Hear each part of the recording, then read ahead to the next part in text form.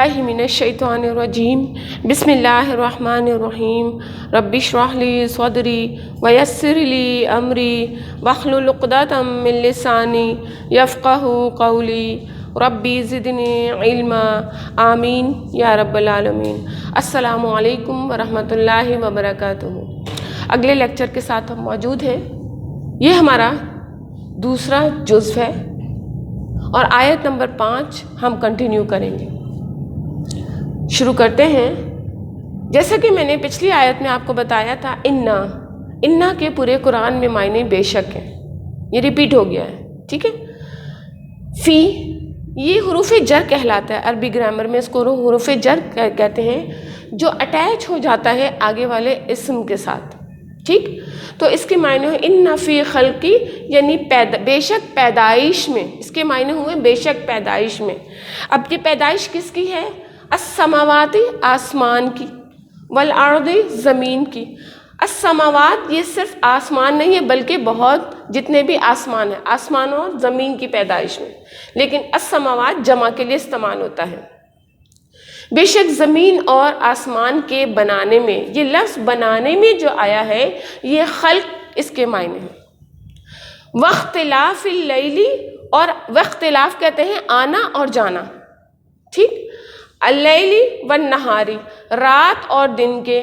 लआयाति अलबत्ता, लिउली अलबाब, निशानियाँ हैं अक़ल वालों के लिए। अलबत्ता निशानियाँ हैं अक़ल वालों के लिए। अब इसका जो पहला, ये जो आखिर के 2 अल्फाज हैं, ये अक़ल वाले कौन हैं? अल्लाह ताला ने हर इंसान को आक़िल मखलूक बनाया है, अक़ल दी है, समझ दिए, शऊर दिया है, और इल्म उसको मज़ीद और शऊर देता है। अब यहाँ पर जो अल्लाह ताला ने बात की है कि अक़ल वाले कौन हैं, ये अक़ल वाले वो लोग हैं जो अल्लाह ताला ने जब पैदा की है आसमान और ज़मीन। आसमान और ज़मीन पे हम अलग अलग बात करते हैं। आसमान की पैदाइश क्या है? जो बग़ैर सुतूनों के अल्लाह ताला ने हमारे सरों के ऊपर ठहराया हुआ है। फिर आसमान में देखें आप, तारे हैं, सूरज है, चाँद है, फिर बादल हैं, बादलों का बरसना है। फिर आप देखें सैटेलाइट सिस्टम है। अब इसमें जो निशानियाँ ढूंढते हैं, निशानियों से क्या मुराद? इल्म हासिल करते हैं, उसके बारे में जानते हैं, फिर उसकी नई डिस्कवरी जो भी होती है वो करते हैं। ये कौन लोग करते हैं? अक़ल वाले करते हैं। इल्म हासिल करके उसके बारे में मालूमात हासिल करते हैं। फिर आसमान से बारिश का बरसना। पहले तो ये हुआ करता था, साइंटिस्ट नहीं होते थे, महकमा मौसमियात का एक ये सिस्टम नहीं हुआ करता था, तो बारिश बरस जाती थी अचानक से, किसी को पता नहीं चलता था। लेकिन आप देखें अब पेशन गोई होती है पहले बारिश की, उसके बाद बारिश बरसती है। तो ये कौन पेशन गोई करता है? अक़ल वाले। वो हिसाब लगाते हैं, अंदाज़ा लगाते हैं कि कब और किस टाइम और किस दिन बारिश बरसेगी। तो ये क्या है? अल्लाह ताला की तरफ से वो निशानियाँ हैं, वो इल्म है जो वो हासिल करते हैं। फिर आप देखें वल अर्दी, और ज़मीन में क्या क्या निशानियाँ हैं? सबसे पहले हम अगर गौर व फिक्र करें अपनी ज़ात पर, कि अल्लाह ताला ने हमें ज़मीन पर पैदा किया, और ज़मीन पर पैदा करके हमें ऐसे नहीं छोड़ दिया, बल्कि हमारी ज़िंदगी की तमाम ज़रूरियात उसमें पूरी की। मिसाल के तौर पर ज़मीन के अंदर पौधे उगना, फिर उससे सब्जियां उगना, उससे फलों का उगना, फूलों का निकलना, फिर ज़मीन से आप देखें मिनरल्स निकलना, मादनियात जिसे हम कहते हैं, उसका निकलना, उससे फिर फ़ायदा उठाना। ये क्या है? सब वो नेमतें। और ये कौन करता है? ये डिस्कवरीज कौन करता है? इंसान करते हैं। और इंसानों में वो जो इल्म की तलाश के लिए निकलते हैं। कुरान पाक वो इल्म का ख़जाना है कि इसके ज़रिए से हम बहुत कुछ हासिल कर सकते हैं। और अल्लाह ताला ने देखिए कुरान में जो उलूम है, वो तमाम उलूम का मजमूआ है। जितना भी अल्लाह ताला ने इसमें इल्म रखा है, उसमें ज़मीन का भी इल्म है, आसमान का भी इल्म है, हमारी जिस्मानी साख्त का भी इल्म है। तमाम उलूम का मजमूआ कुरान पाक है। तो ये सब कुछ हमें इन कुरान पाक की आयत से पता चलता है कि हमें निशानियाँ ढूंढनी हैं। कैसी निशानियाँ? कि जो हमें ہمارے عقل اور شعور کو اور بڑھائے، ہمیں اللہ کے اور قریب کر دے۔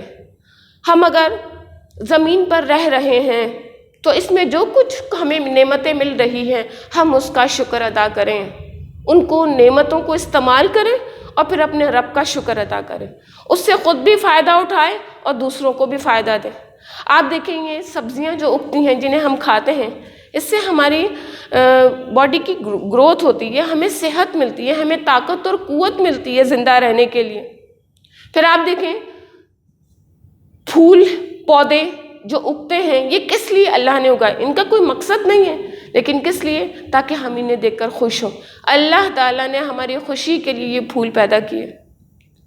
پھر آپ دیکھیں یہ جو ہمارے گھر ہیں جس میں ہم رہتے ہیں، پھر ہماری جاب سے جہاں ہم کام کرتے ہیں، ہم رزق کماتے ہیں، روزی کی تلاش میں نکلتے ہیں، پھر ہم اپنے گھروں میں جو بھی سہولتیں ہیں وہ ہمیں میسر ہوتی ہیں۔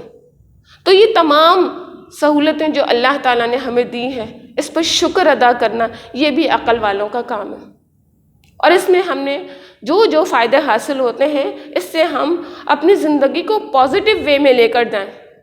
پھر آگے آ جائیے، واختلاف اللیل والنہار، اور رات اور دن کے آنے جانے میں۔ اب رات اور دن پہ بات کر لیتے ہیں۔ اللہ تعالیٰ نے رات سکون کے لیے بنائی اور دن کام کے لیے بنایا۔ رات سکون کے لیے اس لیے بنائی کہ ہماری باڈی اس وقت سکون چاہتی ہے اور ہمیں سکون دینا چاہیے اس کو۔ نبی اکرم صلی اللہ علیہ وسلم عشاء کے بعد جاگنا ناپسند فرماتے تھے۔ آپ صلی اللہ علیہ وسلم ہمیشہ عشاء کے بعد سو جایا کرتے تھے اور رات کے تہجد کے وقت اٹھا کرتے تھے، پھر آپ دن بھر کام کیا کرتے تھے۔ تو یہ کیا تھا؟ یہ اللہ کا وہ قانون ہے جو اللہ اور اس کے رسول نے ہمیں دیا ہے۔ اب ہم اس قانون کو کیسے فالو کر رہے ہیں ذرا ہم کمپیئر کریں اپنی زندگی سے، رسول اکرم صلی اللہ علیہ وسلم کی زندگی سے۔ نبی اکرم صلی اللہ علیہ وسلم کا جو روٹین تھا وہ دن میں کام کرنا اور رات کو آرام کرنا ہوتا تھا۔ آپ صلی اللہ علیہ وسلم عبادت کے لیے بھی رات کو اٹھا کرتے تھے۔ آج ہمارا کیا کام ہے کہ ہم رات بھر جاگتے ہیں اور دن بھر ہم سوتے رہتے ہیں۔ جو ہمارے امیون سسٹم ہے وہ ہمارا ڈسٹرب ہو چکا ہے، کیونکہ ہماری باڈی میں کچھ ایسے سسٹمز ہیں جو رات کو زیادہ پراپر طریقے سے کام کر رہے ہوتے ہیں اور دن میں اس کو انرجی چاہیے ہوتی ہے، جو انرجی ہم اس کو نہیں دے پاتے۔ ہمیں وائٹامن ڈی نہیں ملتا، صبح کی دھوپ سے ہمیں وائٹامن ڈی ملے گا تو ہمارے اندر قوت طاقت پیدا ہوگی کام کرنے کی۔ جب ہم دن میں دیر سے سو کر اٹھتے ہیں تو ہمارے مزاج میں چڑچڑاپن ہوتا ہے اور ہم اس طریقے سے کام نہیں کر سکتے جس طرح سے کرنے چاہیے۔ جبکہ اگر ہم رات میں جلدی سوئیں، کم از کم 10 بجے تک سو جائیں، رات کو جلدی سوئیں تو صبح ہماری پراپر طریقے سے نیند پوری ہو جاتی ہے، اور جب ہم صبح اٹھتے ہیں تو ہم فریش ہو جاتے ہیں۔ اس کے برعکس اگر آپ لیٹ نائٹ سوتے ہیں، رات کو دیر سے سوتے ہیں، تو صبح ہم فریش نہیں اٹھتے کیونکہ ہماری نیند پوری نہیں ہوتی۔ تو ہم نے کیا کر دیا ہے؟ اس کو چینج کر دیا ہے۔ کس نظام کو؟ جو اللہ نے ہمارے لیے بنایا تھا، رات کو آرام اور دن کو کام، ہم نے اس کو کیا کر دیا؟ ہم دن میں سوتے ہیں اور رات کو جاگ کے کام کرتے ہیں۔ جب ہم اللہ کے نظام کو اپوزٹ کر دیں گے تو کیا ہوگا؟ ہم اپنے ہی سسٹم کو ڈسٹرب کر رہے ہیں۔ یاد رکھیے گا، جو اللہ کے نظام کے مطابق اپنی زندگی گزارتا ہے کامیابی اسی کو ملتی ہے، اسی کا امیون سسٹم بھی صحیح کام کرتا ہے، اس کی زندگی بھی پراپر طریقے سے چلتی ہے، اس کی صحت بھی اچھی ہوتی ہے۔ یہ جو آج ہم اپنا نقصان کر رہے ہیں نا، راتوں کو جاگ کر اور دن میں سو کر، یہ بہت بڑا نقصان ہے۔ ایک تو اس سے صحت پہ بہت برا اثر پڑتا ہے، دوسرے یہ کہ عمر میں برکت نہیں ہوتی، عمر کی برکت ختم ہو جاتی ہے، انسان وقت سے پہلے بوڑھا ہو جاتا ہے۔ اتنے نقصانات ہیں رات کو جاگنے کے، تو کوشش یہی کریں کہ یہ رات کو جاگنے کا سسٹم ختم کر دیں اور رات کو سوئیں، تاکہ آپ جب صبح اٹھیں آپ کی نیند پوری ہو چکی ہو۔ اب نیند کو پورا کرنے کے لیے آپ دن کا ٹائم استعمال نہ کریں، بلکہ دن میں دوپہر کے کھانے کے بعد آپ تھوڑا سا نیپ لے لیجئے، کیونکہ یہ سنت ہے، اسے قیلولہ کہتے ہیں۔ 15 منٹ، 10 منٹ، آدھا گھنٹہ نیپ لے لیجئے۔ اگر آپ یہ اس کے مطابق اپنی زندگی گزاریں گے تو آپ عقل والے ہیں، ورنہ بے عقل ہیں۔ اللہ تعالیٰ نے ان لوگوں کو جو اللہ کے نظام کو اپوزٹ کر دیتے ہیں، اللہ کی مرضی سے اپنی زندگی نہیں گزارتے، جو اللہ نے حکم دیا ہے ویسے نہیں کرتے، ان کو چلتے پھرتے جانور کہا ہے، دابۃ الارض۔ یہ وہ لوگ ہیں جو زمین پر چلتے پھرتے جانور ہیں۔ اللہ تعالیٰ ہمیں ایسے لوگوں سے بچائے اور اپنے نظام کے مطابق زندگی گزارنے کے طریقے پر چلائے۔ آمین یا رب العالمین۔ السلام علیکم ورحمۃ اللہ وبرکاتہ۔